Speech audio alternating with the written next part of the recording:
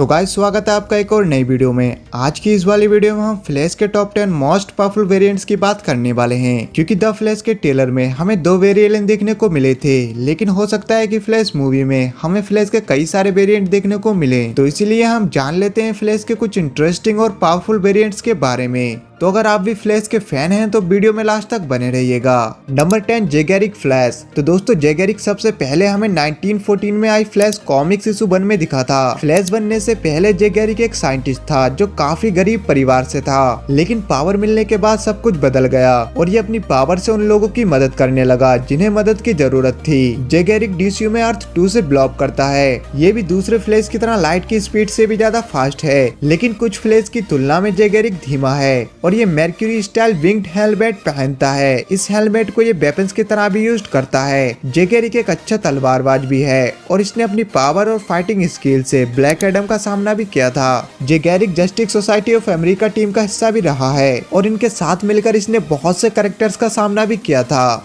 Number 9 एब्रिहो। एब्रिहो का first appearance 2016 में the flash volume 5 के इशू 3 में हुआ था। एब्रिहो डीसीयू में चाइना की फ्लैश है। इसे भी अपनी पावर सेंट्रल सिटी के स्पीड फोर्स स्टॉर्म की वजह से मिली थी। एब्रिहो अभी भी न्यू फ्लैश है, इसलिए ये दूसरे फ्लैश की वेरिएंट की तुलना में थोड़ी स्लो है और अभी तक ये अपनी टॉप स्पीड तक नहीं पहुंची है, लेकिन अभी इसका लाइट की स्पीड तक पहुंचना बाकी है।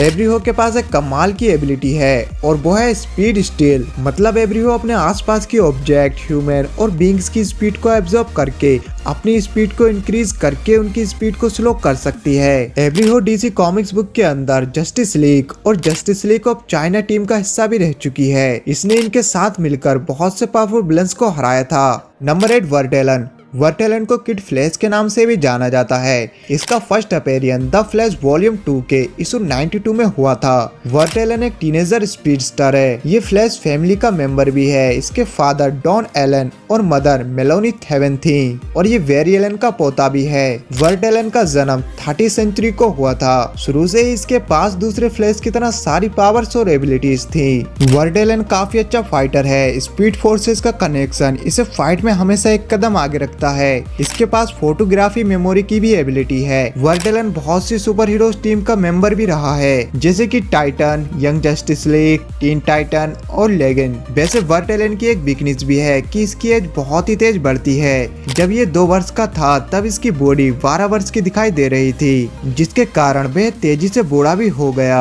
Number 7 Jonathan Fox 1 million Flash. दोस्तों जोनाथन फॉक्स का फर्स्ट अपीयरेंस 1919 में आई फ्लैश स्पेशल कॉमिक्स इशू 1 में हुआ था। जोनाथन 27 सेंचुरी के फ्लैश के रूप में भी जाना जाता है। इसके पास भी दूसरे फ्लैश की तरह सारी एबिलिटीज हैं। जोनाथन भी उसी यूनिवर्स से है जहां से विली वेस्ट था। विली का काम किस्टोन सिटी की रक्षा करना था, लेकिन जब विली ऐसा करने के लिए आसपास नहीं था और उस टाइम पर जोनाथन 23 सेंचुरी में रहता था और तब जोनाथन के घर पर कुछ विलन्स हमला कर देते हैं, जिसकी वजह से जोनाथन को मजबूरन टाइम ट्रेवल करना पड़ा फ्लैश की मदद लेने के लिए। लेकिन जोनाथन टाइम ट्रेवल तो नहीं कर पाया, पर मशीन में गड़बड़ होने की वजह से उसे काफी सारी पावर्स और एबिलिटीज मिल गयी। फिर जोनाथन ने डीसीयू की 1 मिलियन टाइमलाइन पर जाने के लिए अपनी स्पीड फोर्स पावर का यूज किया और फ्यूचर में जाकर सुपर हीरोज की बुराई से लड़ने में मदद करता है।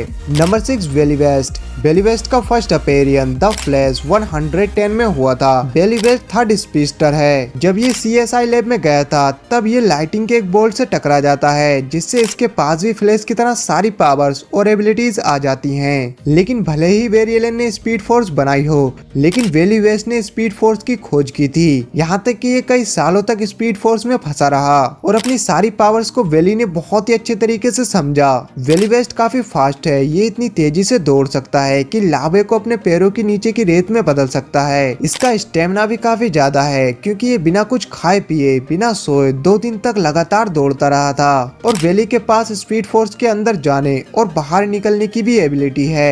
इसके अलावा भी वेली ब्लैक होल से बचने में भी कामयाब रहा है, जो वेली को पूरी तरह से खत्म कर देता। Number 5 Danica Williams. Danica first appearance Batman Beyond Unlimited 13 में हुआ था। डेनिका अर्थ 12 से है, जहां पर 2040 के दशक में जब वेरी एलन और वेली बेस्ट लंबे समय के लिए रिटायर हो जाते हैं, तब डेनिका इनकी जगह पर काम करती है और अपनी पहचान छुपाने के लिए ये स्टार लैब में एक ट्रांसपोर्टेशन इंजीनियर के रूप में काम करती थी। इसे दौड़ना पसंद था, ये एक ट्रैक स्टार बनने की राह पर थी। डेनिका की काफी सारी आदतें वेरी एलन की तरह हैं और ये हमेशा क्राइम से लड़ने के लिए वेली वेस्ट की तरह तैयार रहती है। इसने 2040 के दशक में टेरी मैगेनिस, बैटमैन और दूसरे सुपर हीरोज के साथ मिलकर स्पीडस्टर के रूप में काम किया था और डेनिका के पास एक सामान्य स्पीड फोर्स एबिलिटी है जिससे वो पास्ट के फ्लैश से संपर्क कर सकती है, जैसे कि जे गैरिक और वेली वेस्ट। Number 4 reverse flash. तो गाइस रिवर्स फ्लैश बहुत ही नामों से जाना जाता है, जैसे कि प्रोफेसर इबोट थर्बन, प्रोफेसर जूम या फिर सिर्फ जूम। वैसे इसका first appearance the flash volume 4 के इशू 40 में हुआ था। रिवर्स फ्लैश के सबसे ज्यादा पावरफुल वेरिएंट्स में से एक है, बल्कि डीसीयू कॉमिक्स के पेजेस में दिखने वाले डेंजरस सुपर विलेंस में से एक है। इसको भी एक निगेटिव स्पीड फोर्स से पावर मिली थी, लेकिन तकनीकी रूप से इसकी मेन पावर सुपर स्पीड नहीं है, बल्कि इसकी बजाय वो टाइम को मैनिपुलेट करके स्लो या स्टॉप कर सकता है, जिससे ऐसा लगता है कि जैसे वह सुपर स्पीड के साथ आगे बढ़ रहा हो। रिवर्स फ्लैश वेरी एलन के सबसे डेंजरस सुपर विलेंस में से एक है, क्योंकि इसने टाइम ट्रेवल करके वेरी एलन की मदर नोरा को मार डाला और बेरी के फादर हेनरी पर इस हत्या का झूठा आरोप लगाया गया और सजा सुनाई गई। इसके अलावा भी रिवर्स फ्लैश ने डीसी में बहुत बड़े बड़े कांड किए हैं। Number 3 God of dead flash. God of dead flash को ब्लैक रेसर के नाम से भी जाना जाता है। ब्लैक रेसर का first appearance justice league volume 2 issue 44 में हुआ था। फ्लैश का ये वेरिएंट फ्लैश के मोस्ट पावरफुल वेरिएंट्स में से एक है, क्योंकि ये डेथ का एक पहलू है। इसको जान से कोई भी नहीं मार सकता और न ही कोई इससे बच सकता है। ब्लैक रेसर न्यू गॉड के लिए मौत का एक अवतार है। इसकी बॉडी विली वॉल्कर नाम के एक पैरालाइज मैन की है, जिसे सोर्स दोबारा इस पावर का यूज करने के लिए चुना गया था। ये वेरिएंट अमर होने और लगभग किसी भी विंग्स को जान से मारने में कैपेबल है। स्पीड फोर्स से कंबाइंड और डेथ से भी ज्यादा पावरफुल अगर कोई विंग्स है तो वो है ब्लैक रेसर।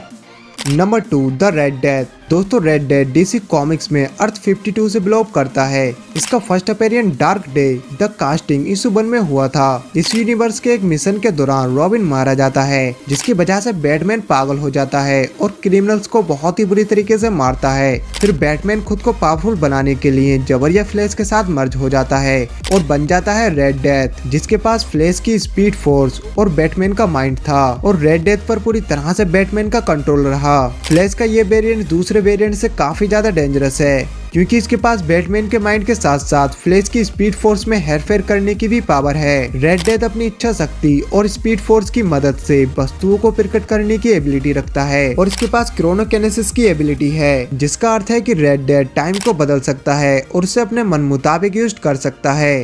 नंबर 1 किंगडम कम फ्लैश। किंगडम कम फ्लैश का रियल नेम है वेलेस वेस्ट और ये डीसीयू के अर्थ 22 से है। वेलेस वेस्ट हमेशा ही सुपर स्पीड में चलता है, जिसकी वजह से ये ब्लर रहता है और साफ नहीं दिखता। इस अर्थ पर डीसीयू की किंगडम कम स्टोरी लाइन होती है, जहां पर हमें एक बहुत ही पुरानी घिसी पिटी जस्टिस लीग टीम दिखती है, जिसमें बैटमैन, सुपरमैन और लगभग जस्टिस लीग टीम के सभी मेंबर थे। इन्हें किसी भी विलन्स को रोकने के लिए जो भी करना पड़ता वह करने के लिए तैयार थे। और इस जस्टिस लीग टीम में हमें एक चांदी के पंख वाले हेलमेट के साथ जे गैरिक के समान कपड़े पहने हुए एक बहुत ही पुराना फ्लैश दिखता है, जो था Wallace West. Wallace West Flash के दूसरे वेरिएंट से ज्यादा फास्ट है। यहाँ तक कि ऐसा भी कहा गया है कि ये वेरिएंट मल्टीवर्स के सभी वेरिएंट से ज्यादा फास्ट है।